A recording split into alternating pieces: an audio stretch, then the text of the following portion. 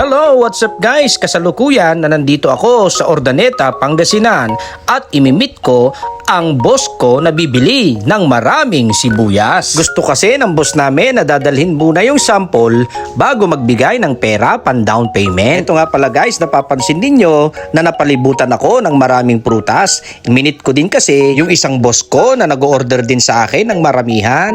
Marami po kasi akong boss guys dito sa Bagsakan. Tinatawag lang kasi nila guys yung gusto nilang klase ng sibuyas at dinadala ko naman yung sample sa pwesto nila para hindi ba ako magkamali. Alam niyo po ba guys na dito sa Urdaneta, Bagsakan, andito na lahat ng klase ng prutas, gulay at ano-ano pa. Dito mo po kasi makikita lahat ng klase ng gulay at prutas. May mga buyer din kasi ako guys na sinisip ko yung kanilang kalakal through Victory Liner at Partas. At patuloy ako nagpapasalamat sa ating Panginoon Diyos sa araw-araw na binibigay niya sa aking kalakasan upang mapagtagumpayan ko lahat ng aking ginagawa. O siya, paano guys? Hanggang dito na lang ang video ko. Sana naman po wag niyo pong kalimutan mag-like, follow and share at comment na rin dito sa video na ito para tuloy-tuloy po kayong update sa lahat ng videos po namin. Bye guys!